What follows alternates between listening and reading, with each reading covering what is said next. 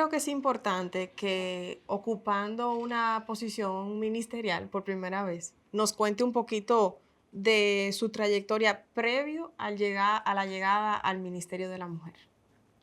Muchas gracias, Carolina, por la oportunidad de conversar contigo y de responder grandes preguntas, como siempre le hace a todas tus invitadas y a todos tus A invitados. usted por venir. Bueno, yo realmente estoy en la vida pública desde que soy un adolescente. Me inicié muy temprano en el mercado laboral, trabajando en una empresa de zonas francas y apenas tenía meses trabajando en esa empresa cuando inmediatamente empecé a organizar a las trabajadoras de esa fábrica por las condiciones de trabajo que teníamos y consciente de que no eran justas, ¿no? No con toda la información y toda la formación que se necesita de los derechos, pero sí muy consciente de que las condiciones de trabajo que teníamos no eran justas, ¿no? Y así inmediatamente contactamos a personas que en ese momento se decían que estaban organizando a las trabajadoras y a los trabajadores de zonas francas e inmediatamente me organicé en un sindicato. Y desde ese sindicato entonces trabajamos en esa organización de las trabajadoras en San Pedro de Macorís y luego fue un trabajo que extendimos a todo el país, a todas las zonas francas, luchando porque las mujeres de esos parques industriales pudieran tener derecho a sus prestaciones laborales, que no la obligaran a trabajar horas extra, que se les respetara sus derechos a las vacaciones y porque mejoraran sus condiciones de trabajo en las fábricas, que nos cambiaran las sillas en las que laborábamos, que nos construyeran comedores porque eran sentadas en las aceras y los contenes que había que comer en esos parques industriales. Y yo te puedo decir que hoy muy contenta de ver que fue un esfuerzo que dio fruto y que las condiciones de trabajo en esos parques industriales mejoraron significativamente y también que las mujeres, los hombres también, cuando perdían su empleo, podían entonces reclamar ya con conciencia y con información sus prestaciones laborales. Por muchos años, hasta llegar al ser ministra, he estado en el Comité Nacional de Salarios también, discutiendo cada 2 años la mejora de los salarios de las trabajadoras de las zonas francas. Pero también me organicé inmediatamente en un partido político y entonces yo no recuerdo una etapa de mi vida desde mi adolescencia para acá en la que no haya estado militando. Militando en el viejo partido del que venimos, las PRMistas y los PRMistas, y después en el PRM cuando este partido se fundó. Es decir, que cuando las adolescentes estaban compartiendo con las amigas en fiestas, yo te puedo asegurar que yo estaba en una asamblea de un sindicato o en una reunión de un partido político con toda la ilusión con la que participa la juventud, conscientes de que podemos hacer cambios y cambios para bien. ¿Qué edad tenía Mayra Jiménez cuando decidió sindicarse en ese tema de zonas francas a favor de los derechos de las trabajadoras? 14 años, 14 años. ¿Y se podía trabajar con 14 años? Yo trabajaba en una fábrica donde habíamos 1.200 trabajadoras y la que más edad tenía 15 años.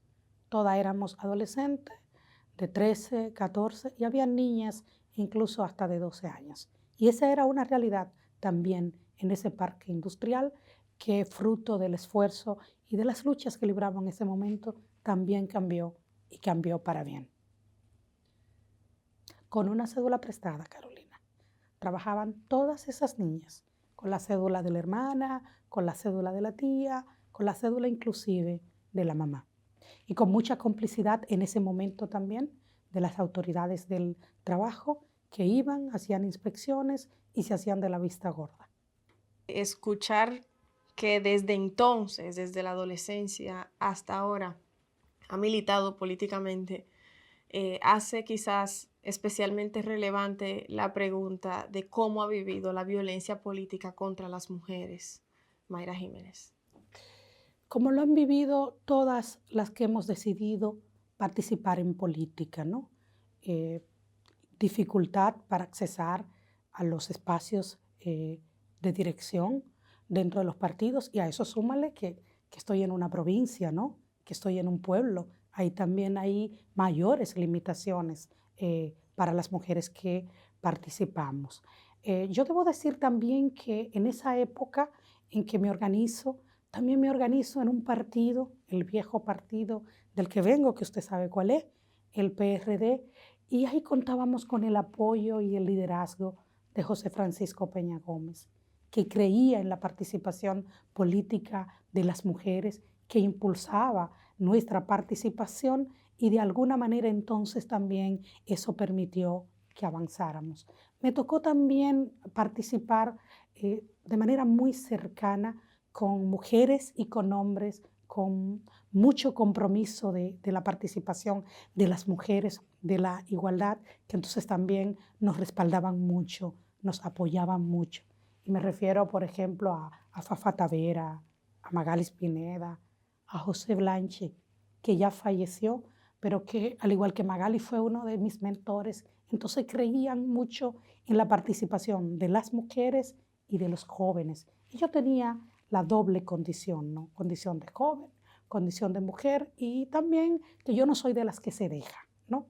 Yo entendía que tenía que participar, que habían cambios que necesitábamos las jóvenes, los jóvenes, las mujeres, y que la mejor forma de lograrlo era participando. Y he tenido siempre esa conciencia, ¿no? Nos pasa a la gente de los pueblos. La gente de los pueblos sabemos que la única forma en que podemos impulsar cosas es organizándonos y articulándonos, participando todos y todas juntas para hacernos visibles, ¿no? Pero la violencia política contra las mujeres, al igual que la violencia económica y la violencia feminicida, la violencia de género, la violencia intrafamiliar, es muy desafiante para las mujeres que decidimos participar en la política. ¿Qué encontró a su llegada en el Ministerio de la Mujer? Yo encontré un ministerio muy debilitado para el cumplimiento de su rol de ente rector de las políticas públicas para la igualdad y la ampliación de los derechos de las mujeres, sumamente debilitado. Encontré también un ministerio sin políticas integrales para enfrentar la violencia feminicida, la violencia política de la que habla y la violencia económica. Y encontré también un ministerio con mal manejo de los recursos, con nóminas abultadas, con nepotismo, con mucha debilidad institucional en términos administrativos y en términos financieros. Encontré un ministerio con una infraestructura y un mobiliario totalmente deteriorado, y que las personas que trabajan en ese ministerio lo hacían en condiciones infrahumanas. No hay forma de describir lo que encontramos en términos de deterioro, y cómo la gente de alguna manera se había acostumbrado a eso y lo había asumido como normal cuando no habían las condiciones mínimas para trabajar. Eso fue lo que encontré y me afectó mucho. Me afectó mucho porque yo dije, pero esto no es posible que le estén pasando a las mujeres, ¿no? Y pude entonces entender también muchos reclamos y mucho cuestionamiento de la sociedad respecto a este ministerio. Y también me pregunté, ¿y esto pasa en los otros ministerios? ¿O esto nos pasa solo a las mujeres? ¿Por qué estamos en estas condiciones? ¿Y por qué también tan bajo presupuesto? Fue otro choque, ¿no? Que ya lo conocía, ya lo sabía, pero no es lo mismo cuando lo comenta desde afuera a cuando estás adentro con tantos desafíos y sin recursos suficientes para hacer frente a esos desafíos. Y en algún momento me pregunté, ¿y qué es lo que le hemos hecho las mujeres dominicanas al gobierno, al Estado, a estas autoridades que acaban de salir, que la institución que tenemos para impulsar nuestros derechos, para impulsar la igualdad, para asegurar la transversalización que tanta falta hace en este país, la tenemos en condiciones de que no pueda respondernos? Entonces fue para mí realmente muy chocante lo que encontré en el Ministerio de la Mujer. ¿qué han hecho para revertir o enmendar lo que encontraron en el Ministerio de la Mujer? Lo primero que hicimos fue, a partir de una realidad muy dura, la violencia feminicida, los feminicidios en el país, trabajar en la elaboración de un plan estratégico por una vida libre de violencia que integre lo que tiene que ver con la prevención, la atención, la reparación y la sanción. Trabajamos también en la actualización y mejoras de los protocolos de atención en lo que tiene que ver con la violencia.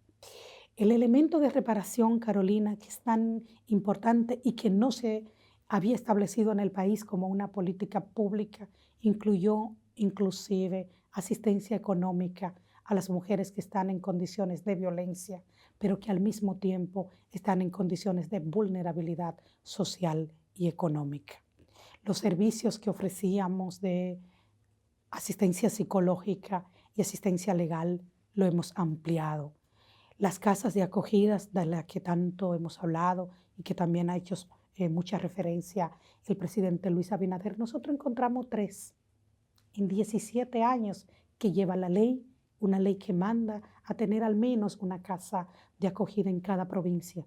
Y en nuestros primeros meses nos centramos en ampliar este servicio para tener una capacidad de respuesta en todo el país. Y hemos pasado en este primer año de tener apenas 3 a tener 16 casas de acogida. ¿Qué detenía la ampliación de de la red de casas de acogida? Porque en base a esos resultados que usted menciona, parecería que generar 13 casas de acogida, eso es más de una por mes en un año. Y sin embargo, en 17 años se generaron 3. ¿Cuál era el obstáculo? ¿Pudieron identificar qué era lo que no permitía o no generaba que se produjeran las casas de acogida? Falta de una política integral de atención, por un lado, falta de sensibilización y de comprensión de las autoridades pasadas de la problemática que tenemos, que es lo que ha llevado también a esta situación de violencia que existe en el país, que es real y que nosotras y nosotros vamos a trabajar para cambiar. Falta de presupuesto, falta de gestión también. No podemos dar eso porque los recursos se gestionan. Por ejemplo, yo en la primera reunión que fui a hablar con el presidente y le presenté el cuadro de lo que habíamos encontrado, él me dijo, esto no es posible. Hay que tener una capacidad de respuesta en todo el país, Mayra. Yo le dije, por supuesto que sí. ¿Cuánto ustedes van a necesitar para que empecemos inmediatamente? Y 5 días después estaba de nuevo conversando con el presidente de los recursos que necesitábamos para ampliar este servicio y por primera vez el Ministerio de la Mujer recibió asignación presupuestaria del presupuesto de manera extraordinaria. Nunca la habíamos recibido en todos los años que lleva el ministerio. Y yo recuerdo cuando le dije, busquen el código, que no puede ser el 001, el Estado tiene continuidad, entonces tienen que ver en otros años que se haya recibido asistencia complementaria. Y no buscamos y simplemente nos enteramos que nunca el Ministerio de la Mujer había recibido presupuesto complementario. Entonces, ¿qué se necesitaba? La respuesta es, se necesitaba voluntad política. Se necesitaba de una gestión de gobierno consciente de que es una problemática que debemos enfrentar como Estado y que habría que enfrentar la violencia. Y eso fue para aperturar esas casas de acogidas, que una de ellas la especializamos para la atención a trata y tráfico, Carolina, que no se atendía en el país, y una para atender casos de niñas en violencia extrema. Señoras, señores, en este país tenemos niñas de 11 años, de 12 años, embarazadas o con niños en sus brazos. Eso es una realidad muy dura, que hay que trabajar para eliminarla, para que estos casos no ocurran, pero que si llegan a ocurrir, como efectivamente ha pasado, el Estado tenga una asistencia y una atención especializada para que le permita a ellas sobrellevar estos casos. Es decir, nosotros encontramos todo lo que tiene que ver con la violencia, en todas sus manifestaciones, desbordada, desbordada. Y entonces a veces me encuentro que dicen, pero ¿qué están haciendo? No están avanzando. Es que lo que hemos encontrado no se resuelve en el mediano plazo ni de manera urgente. Es que encontramos este país en una situación de emergencia en términos de violencia de género e intrafamiliar que afectan a las mujeres, que afectan a las adolescentes y a nuestras niñas. Y se necesita entonces de políticas integrales y sostenidas para empezar a cambiar esos indicadores. No me cabe duda de que las violaciones a los derechos de las mujeres no se resuelven de golpe y porrazo, lamentablemente. Pero sí sé que los problemas de muchas niñas y de muchas mujeres requieren de una acción, y usted usaba la palabra puntual, urgente. Y aunque la solución no se resuelve de urgencia, hay soluciones que solo si llegan de manera oportuna, en ese caso urgente, podrá ser posible ayudar a las niñas y mujeres víctimas de los distintos tipos de violencia. A esos fines, además de las casas de acogida, ¿qué iniciativas desarrolla el Ministerio de la Mujer para la protección inmediata de las niñas y las mujeres que se encuentran en situación de peligro? Nosotros tenemos un servicio de línea de emergencia, asterisco 212, que funciona las 24 horas del día, los 365 días del año. Y lo que hemos hecho es ponernos en condiciones de responder en todo el país. Usted sabe lo que encontramos también, que si teníamos un caso de una emergencia en San Juan de la Maguana o en Pedernales, para dar el servicio había que asistirlo desde la capital o en Barahona. En San Juan teníamos una línea de emergencia, pero en Barahona o en Bauruco o en Jimaní o en Dajabón o en la provincia de El Ceibo o en Monte Plata, había que dar un servicio desde la capital, porque aunque el ministerio tenía una línea de emergencia, no había un servicio de rescate en esas provincias. Entonces, además de los O servicios, sea, tenía que salir el vehículo o el equipo de la contingente desde el Distrito Nacional sí, hasta Pedernales para sí, ir a buscar a no, la víctima. el de Pedernales tenía que salir desde la provincia Peravia, era lo más cercano que tenían. Y en el caso de Jimaní, por ejemplo, había que salir desde el servicio que teníamos en San Juan.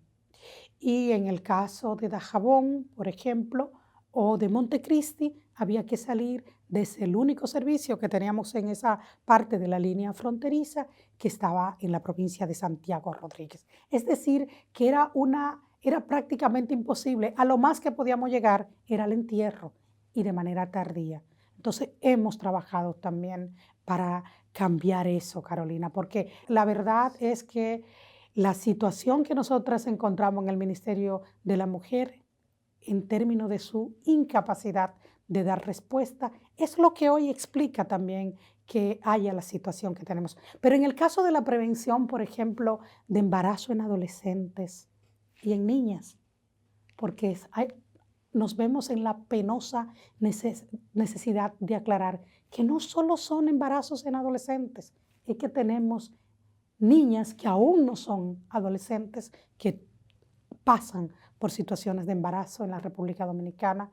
Lo primero que hicimos fue revisar el plan de prevención, el Plan Nacional de Prevención de Embarazo en Adolescentes que encontramos, adecuar al mismo a la nueva realidad que está viviendo el país y establecer una serie de acciones priorizadas en los municipios donde los índices de embarazo son más altos. Es un trabajo que lo impulsamos cuando empezamos desde el Ministerio de la Mujer, pero que se realizó con el CONANI, con el Ministerio de Salud Pública, con el Ministerio de Educación.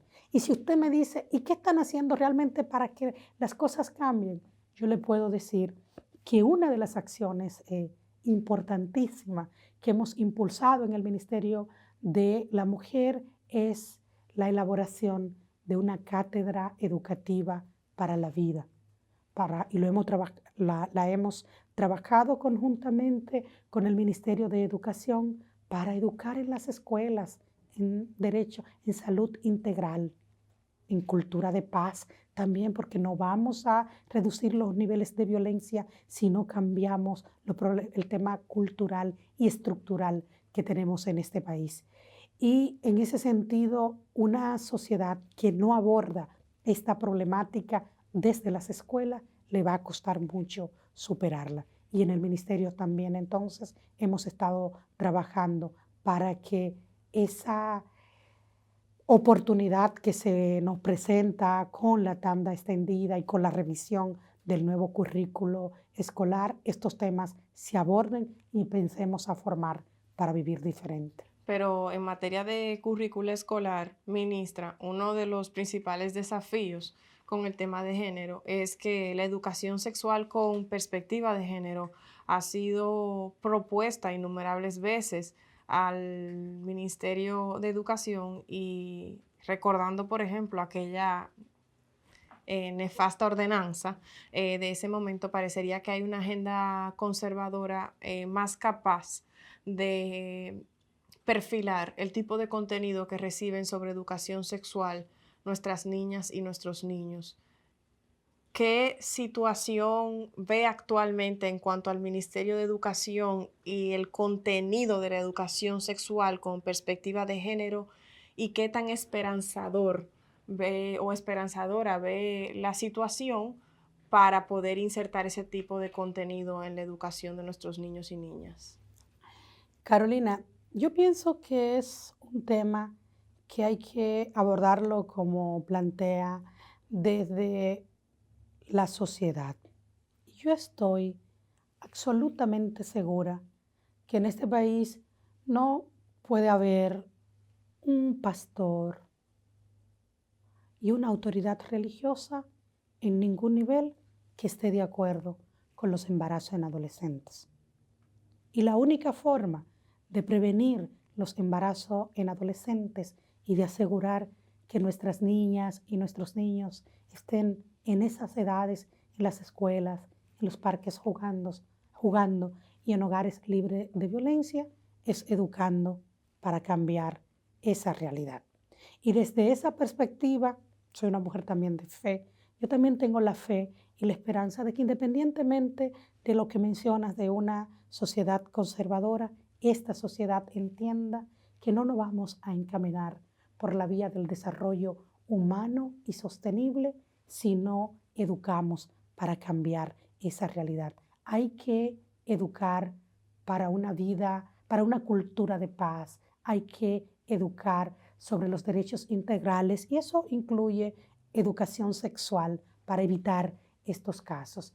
Y en el caso del Ministerio de Educación, también tengo mucha fe y mucha esperanza en las autoridades, en mis compañeros y mis compañeras que están en este ministerio, que saben que cambiar la sociedad dominicana implica trabajar estos temas, porque nuestras niñas, nuestros niños, nuestros adolescentes son los hombres y las mujeres del presente y del mañana. Y entonces esta sociedad tiene que asegurarse de que quemen sus etapas, ¿no? Y de que salgan de las escuelas formados integralmente. Entonces, formar en una cultura de paz, en una cultura de igualdad, es un desafío al que nadie puede cerrar los ojos si queremos vivir en una sociedad segura. Y este país se ha vuelto inseguro también, de alguna manera, precisamente por no hacer lo que nos corresponde. El Estado tiene que jugar su rol y tenemos también a un presidente de la República, a una primera dama, a la vicepresidenta, preocupada por estos temas, porque estamos viendo cada día las cifras, estamos viendo los indicadores que tenemos que cambiar y vamos a cambiar. Nos va a costar tiempo, repito, porque no son cambios que se logran de un día para otro, pero estamos desafiados y comprometidos y comprometidas a lograrlo. Ministra, hemos visto al Partido Revolucionario Moderno fijar posición oficialmente a favor de las causales hemos visto al presidente de la República respaldar las causales. Tenemos una ministra de la Mujer que públicamente se ha comprometido con las causales.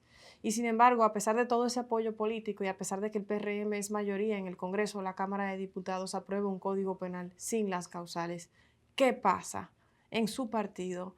Que a pesar de todos esos mensajes institucionales, la voluntad a la hora de materializar lo que promete el partido, lo que promete la cabeza de gobierno, cuando llega al Congreso parecería que fuese otro partido.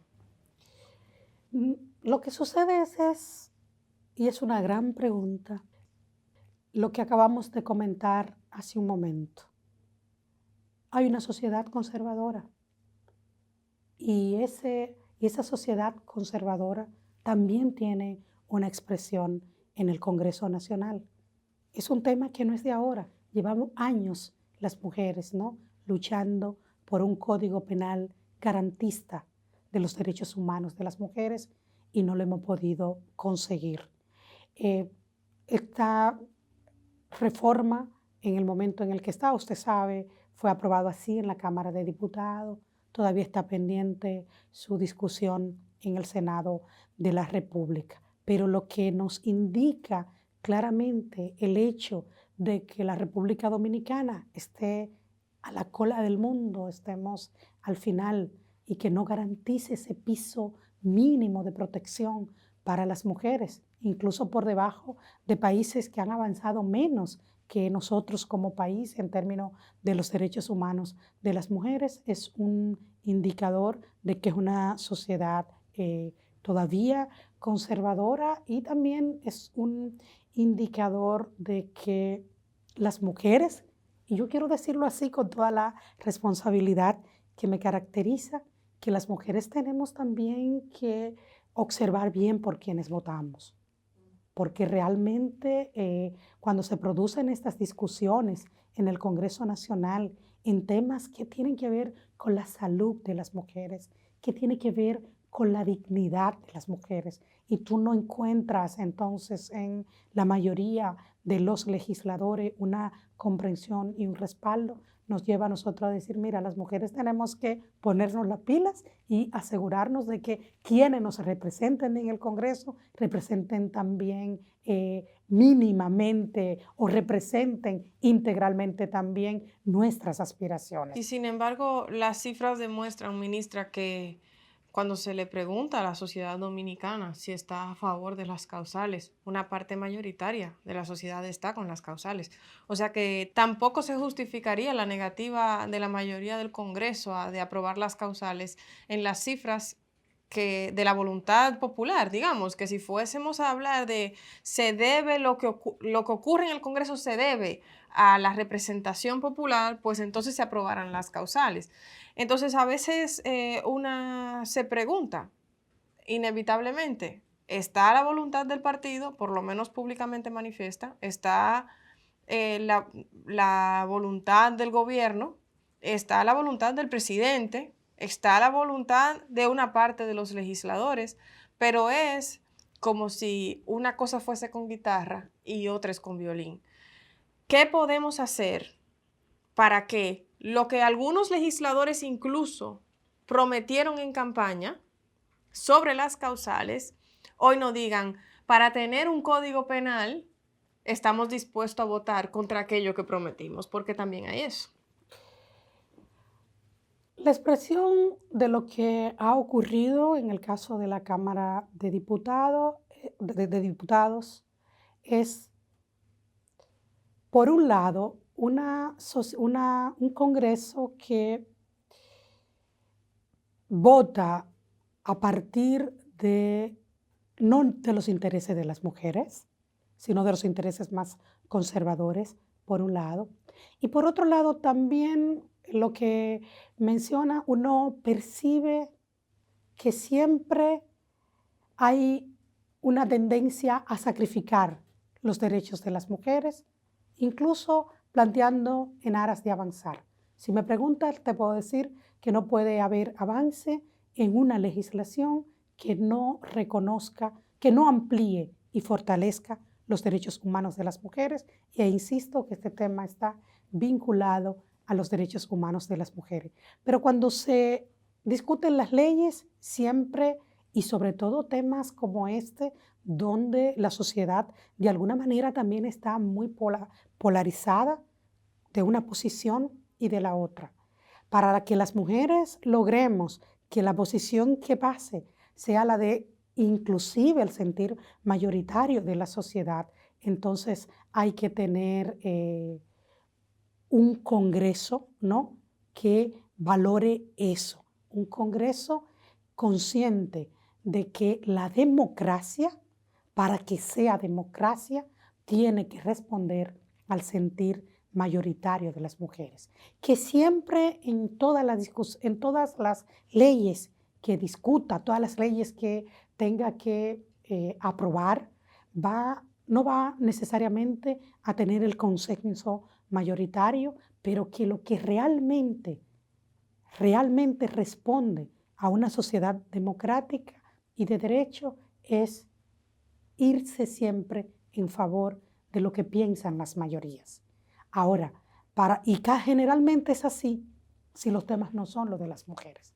Y por eso entonces se necesita del empoderamiento de las mujeres, de una mayor participación de las mujeres en esos espacios donde se toman las decisiones, porque estamos en franca desventaja en los espacios de poder. Y ahí nos lleva también a la otra pregunta, ¿no? ¿Qué pasa con la participación de las mujeres en los espacios de poder? Que necesitamos participación real, no solo participación nominal.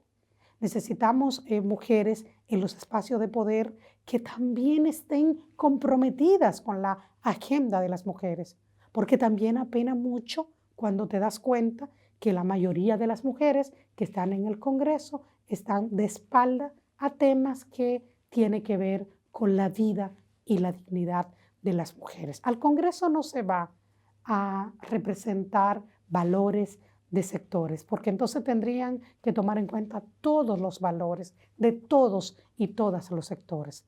Al Congreso necesariamente hay que ir a legislar los temas de la aspiración mayoritaria de la sociedad y con una orientación clara, los temas de los derechos de las ciudadanas y los ciudadanos.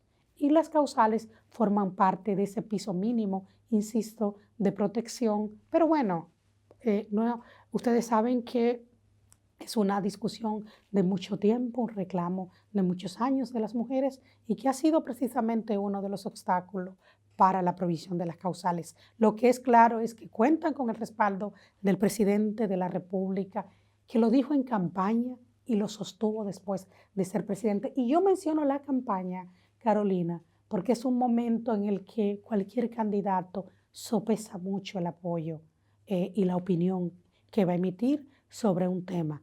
Y el presidente tuvo la responsabilidad frente al país y frente a nuestras mujeres de, en plena campaña electoral, respaldarla, consciente de todo lo que eso implica en una sociedad que una parte de ella todavía es muy conservadora. Y después de ser presidente lo reiteró. Estamos esperando entonces que en el Senado de la República este tema se vea, porque este país tiene ya que pasar la página. Este país tiene que resolver ese tema y mientras no se resuelva va a estar en la agenda pública. Hablando del rol del Congreso en materia de los derechos de las mujeres, usted ha dicho que el Congreso tiene en sus manos unas 33 iniciativas legislativas relacionadas con los derechos fundamentales de la mujer dominicana. ¿Cuáles son las más prioritarias para el Ministerio de la Mujer? En el Ministerio de la Mujer, en nuestro equipo técnico también hemos analizado esas leyes que tenemos en el país y que requieren ser revisadas y otras que son leyes nuevas que tienen que adoptarse. Dentro de las nuevas está la Ley Integral de Violencia. Y es un proyecto de ley que ya trabajamos en el Ministerio de la Mujer en coordinación con las otras instituciones del Estado inclusive organizaciones de sociedad civil que son expertas en esta problemática. Ya le entregamos el proyecto de ley al presidente, está en una fase de revisión en la consultoría jurídica del Poder Ejecutivo, que está consultando a las demás instituciones del Estado que tienen que ver, porque es una ley que además de establecer todos los tipos penales y las sanciones correspondientes, también incluye todo el sistema para la prevención, la atención, la reparación económica, entonces requiere ser consultada porque también tiene implicaciones económicas y estamos en esa fase. Y es una ley sumamente importante.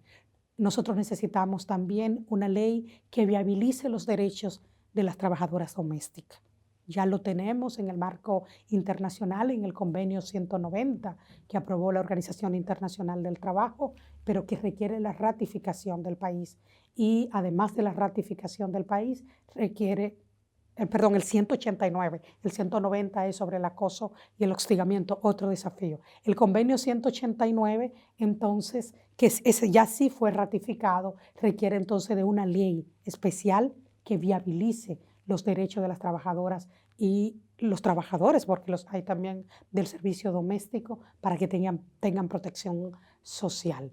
Nosotras también en lo que tiene que ver con leyes hemos analizado la revisión que necesita la ley de partidos políticos en el país, la ley de trata y tráfico de personas, de migrantes, entre otras varias. Tenemos en este momento 26 iniciativas legislativas que ya tenemos la opinión técnica desde el Ministerio de la Mujer para su adecuación. Y ahí entonces vuelve de nuevo el Congreso, un gran desafío del Congreso Nacional con la agenda de las mujeres en el país. Si hay un insumo importante para una política pública, incluso por encima del presupuesto, es la data. Y sin embargo, ministra, en materia de violencia contra la mujer, puntualmente de feminicidios, la data del Estado es incongruente. Es difícil como activista, como ciudadana, como feminista, encontrar información confiable, y la principal fuente de desconfianza es que una entidad del Estado señala una cosa y otra entidad del Estado señala otra. ¿Qué pasa con las cifras de feminicidios en este país? La data es fundamental porque no es posible elaborar e impulsar políticas públicas correctas que den resultado si no tenemos información veraz, oportuna, desagregada y esto. Y nosotras, que fue otra de las debilidades que encontramos, ¿no? Falta de data y falta de monitoreo, falta de seguimiento. Nosotras cuando llegamos también, que vimos esta problemática, empezamos a trabajar inmediatamente con la Oficina Nacional de Planificación, con la ONE, para adecuar los protocolos que nos permitan ir captando la información de lo que sucede oportunamente y de manera centralizada. Que una institución no tenga una información, que otra tenga otra y que esa información esté suficientemente desagregada. Estamos contando con apoyo de la Unión Europea y con la cooperación de la Agencia Española para el Desarrollo para mejorar el sistema de información que tenemos y poder contar con datos de manera oportuna. Ese es también otro de los desafíos. Si no hay información a tiempo, no van a haber políticas correctas. Estamos conscientes de ello y estamos trabajando también para cambiar eso. La CEPAL identificó, digamos, como una reducción de las cifras, por decirlo de alguna manera, de la Procuraduría General de la República, que subrepresentaban en un 30 y tanto por ciento en comparación con otras entidades del Estado. ¿Han podido identificar a qué se debía esa incongruencia? Porque bien pudiese ser una situación de debilitamiento de la recolección de la data, pero no necesariamente esa reducción estaba presente en otros momentos de los registros. Si me lo pregunta, pienso que es una situación que no solo ocurría en la información que nos servían en los temas de violencia o en los temas que trabaja el Ministerio de la Mujer, sino que era un subregistro y un manejo de la información que era parte de una política de las autoridades pasadas, porque esa realidad la viven todos los ministerios y se da en prácticamente todos los sectores O del sea que a país, su juicio, que había manejo de la información, que los datos que presentaban no eran los datos reales. Yo pienso que ese subregistro no podía darse solamente por un debilitamiento o que no se daban cuenta. Yo pienso que era un tema y hoy nosotros lo encontramos en el gobierno, porque si algo estamos haciendo desde los diferentes ministerios es transparentando la información y sirviendo la información real de lo que ocurre. Yo te voy a poner un ejemplo muy concreto, ¿no? A nosotros, a todos los ministerios nos pidieron, el presidente quiere saber qué ha pasado con la nómina pública, de la que encontramos, la que había al mes de julio, a la que encontramos, a la que teníamos en el mes de abril. Recuerdo a principios de abril recibir esa comunicación del ministro de la Administración Pública y cuando me manda la información yo escribí para atrás, no señor, no es así. Esos datos no son reales porque ahí falta las dominillas, ahí faltan los empleados que no se registraban, que si usted entraba a la base de datos o a la página, se accesaba a través del libre acceso a la información pública, a la data usted no iba a encontrar toda la información porque había una nómina que no se transparentaba, había una nómina que la población no accesaba a ella porque no se subía al sistema. Entonces había un manejo con la data en el país que parecía que este país era una maravilla en todo. O sea, si usted quería saber si la República Dominicana andaba bien, nada más tenía que leer los informes. Si usted quería saber cuál era la realidad de la República Dominicana, entonces tenía que indagar a fondo lo que estaba pasando. A mí me pasó muchas veces en el ámbito internacional. Yo por mucho tiempo trabajé con organizaciones internacionales vinculadas a la Organización Internacional del Trabajo y a una organización que se llama Industrial Global Union, y cuando presentaban los informes de país y me pedían comentarios, yo tenía que preguntarme muchas veces de qué país estamos hablando, porque los datos que se ofrecían, uno que vive aquí, que conoce la realidad, tú sabías que no se correspondía con lo que estaba pasando. Entonces hubo por muchos años mucho manejo de la información que se le servía a las dominicanas y a los dominicanos, y pienso que ese era el fondo del problema. Ministra, usted que está ahí, que puede prestar sus ojos, ¿cómo funciona aquello de que la ley manda a transparentar la nómina, pero hay una nómina que no está transparentada? ¿Hay un subterfugio legal? ¿Hay una forma de legalizar ese truco, por llamarlo de alguna manera, o es simplemente y abiertamente una irregularidad? Eso es una irregularidad que nosotros como gobierno estamos comprometidos y comprometidas a cambiar. Eso es así. Y ahí también pienso que es muy importante también todo el seguimiento, toda la veeduría de la sociedad dominicana. Si me preguntas, la nómina del Ministerio de la Mujer, obviamente que es una nómina real, la que publicamos. Sé que también se está haciendo en los otros ministerios, pero eso no fue lo que nosotros encontramos realmente. Pero eso es una irregularidad. Es una irregularidad que al final forma parte también de todo lo que encontramos tristemente. Ministra, me preocupa mucho el tema de la violencia ginecobstétrica. Creo que por la intimidad en la que ocurre la violencia ginecobstétrica, al igual que por ejemplo la violencia intrafamiliar, muchas veces es un tipo de violencia difícil de visibilizar y de hacerle frente. Sin embargo, la República Dominicana encabeza la lista de los países de todo el mundo con mayor tasa de cesárea. ¿Qué iniciativas planifica o desarrolla el Ministerio de la Mujer para hacer frente a la violencia ginecobstétrica? En el caso del Ministerio de la Mujer, que es un ente rector de las políticas públicas, estamos trabajando con el Ministerio de Salud Pública y con el Seguro Nacional de Salud. Obviamente que lo que ha venido pasando en el país desde que la mujer se embaraza y va a las primeras citas con el ginecólogo, yo creo que lo primero que le anotan es la fecha en que le tocaría hacerle la cesárea. Y eso es una irregularidad de salud pública que el país tiene que trabajar para superar.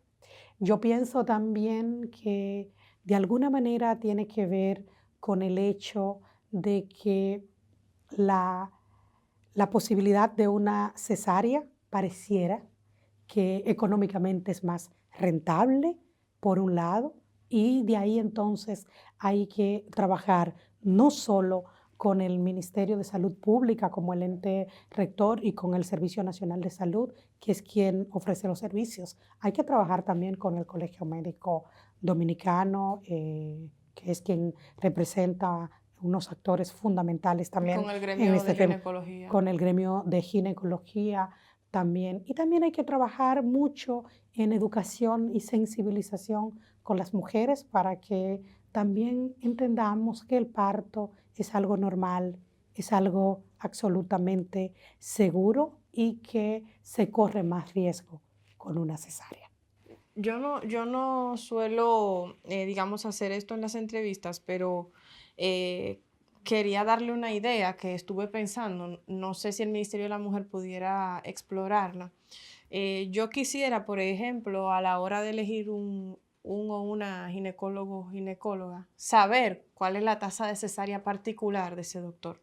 Y en algunas ocasiones las mujeres a mi alrededor me dicen, pregúntale su tasa de cesárea.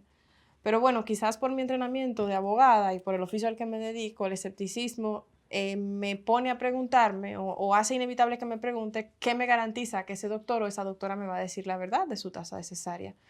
Y me he quedado últimamente considerando que sería positivo para los derechos de las mujeres que una entidad independiente le contabilice a los doctores cuántas cesáreas y cuántos partos naturales llevan por doctor y que sea posible a través de un instituto, a través de una entidad independiente, acceder a las cifras por doctor para elegir a qué médico uno va. No sé ni siquiera si eso es posible. No sé cómo se levanta la data de la tasa de cesárea general y si se pudiera disgregar por doctor o por centro de salud también. Pero creo que sería una gran cosa para las mujeres acceder a ese tipo de información y no sé si en el Ministerio de la Mujer se pudiese explorar eso. Lo que podemos hacer desde el Ministerio de la Mujer es que en el caso del Ministerio de Salud Pública, que es quien lleva esa data, pedir que necesitamos información desagregada de los casos que ocurren. Es un tema que podemos plantearlo también.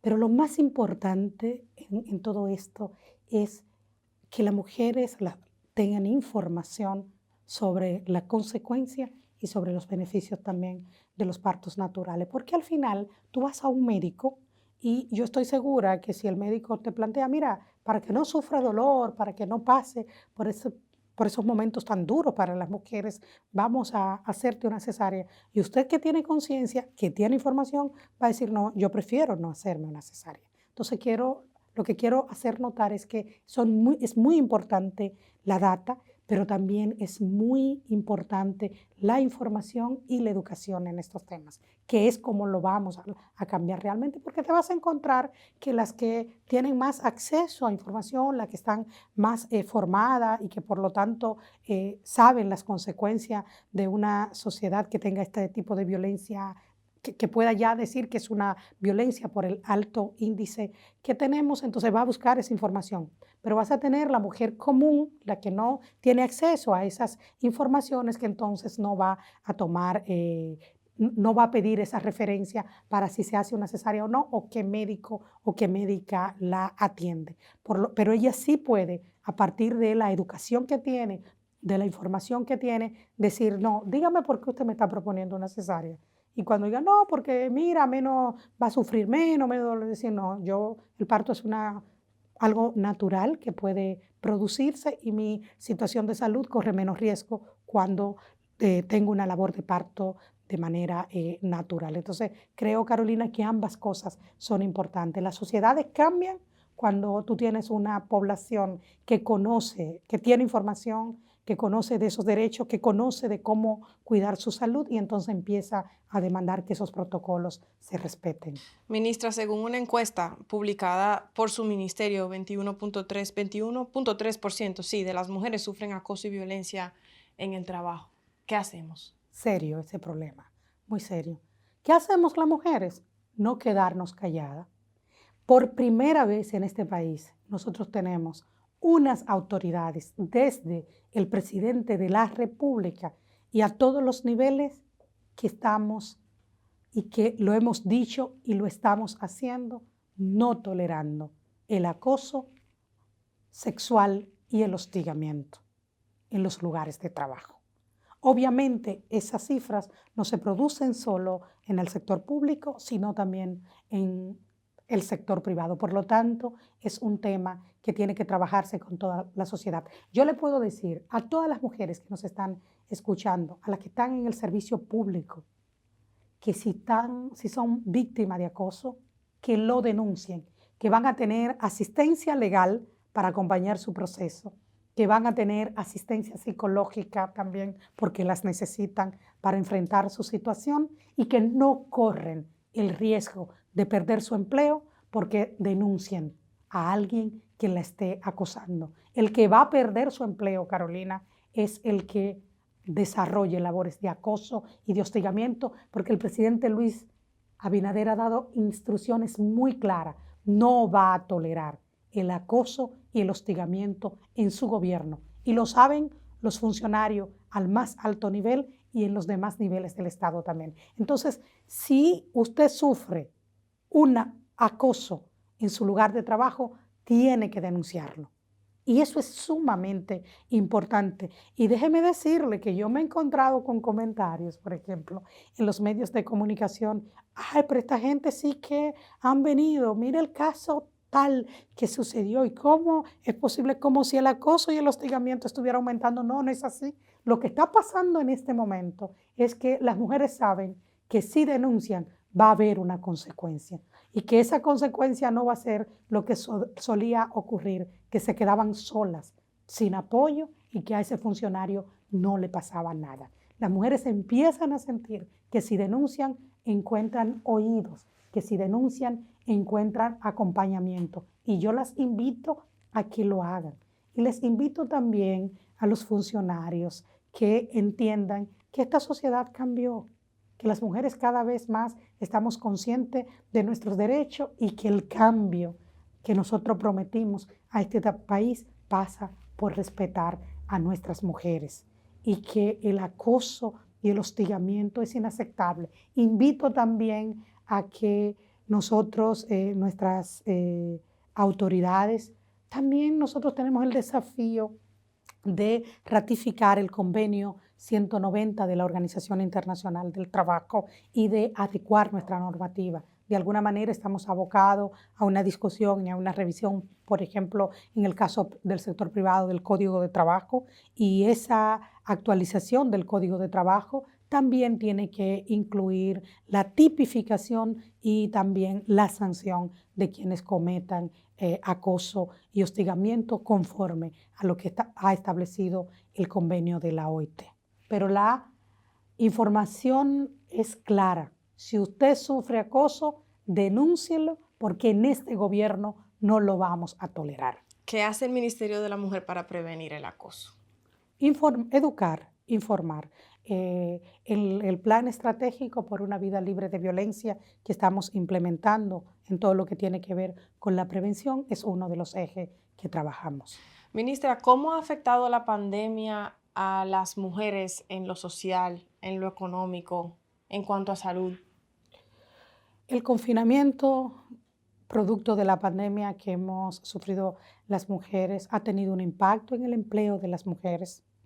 Ha tenido un impacto también en el aumento de la carga laboral para las que trabajamos y han tenido que hacerlo, por ejemplo, desde el teletrabajo, que antes, mientras ellas estaban trabajando y sus hijos e hijas estaban en las escuelas, era diferente la situación. Ahora tener que ocuparse de los niños y las niñas en el hogar y además tener que seguir trabajando. Pero en el impacto en el empleo ha sido muy fuerte porque precisamente las mujeres estamos en los sectores que más han sido afectados por la pandemia. El sector de los servicios, en el sector informal de la economía, por ejemplo, en el caso del servicio doméstico. Entonces, esta pandemia, con los impactos que ha tenido, también nos lleva como gobierno, como Estado, como país, a entender que las políticas que impulsamos para la recuperación tienen que poner en el centro a las mujeres. También otra situación que nos ha afectado tiene que ver con la brecha digital. Esa brecha digital, entonces, para todo lo que es el teletrabajo ha sido más difícil para las mujeres y en ese sentido también hemos estado trabajando. Siempre cerramos estas entrevistas, ministra, con dos preguntas sobre el futuro. La primera es, ¿qué hace hoy por un mejor mañana? Lo que estamos haciendo hoy por un mejor mañana y para cambiar para bien la vida de las mujeres de este país está resumido en prevención y atención integral a la violencia, en impulsar el empoderamiento económico de las mujeres, en impulsar también su empoderamiento político, impulsar una política de cuidados en el país como parte del piso de protección social que tenemos.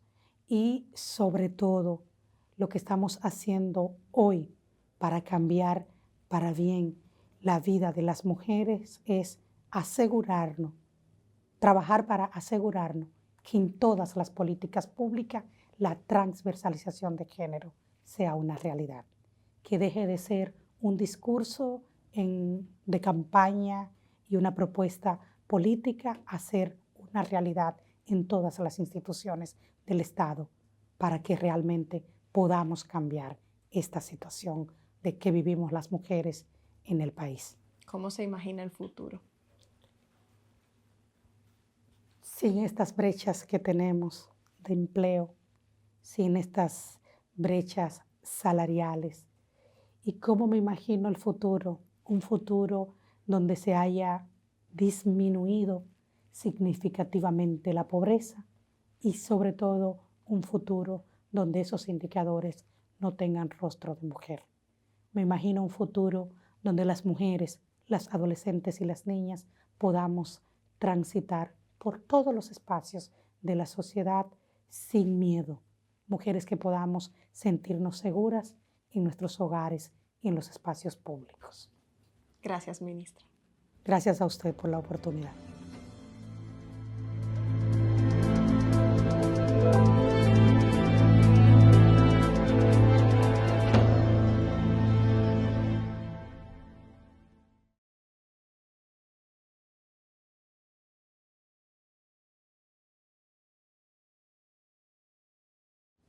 Si quieres mejorar tu educación financiera, las cápsulas educativas que ha preparado nuestro equipo y el Banreservas son para ti. Espéralas pronto en este canal.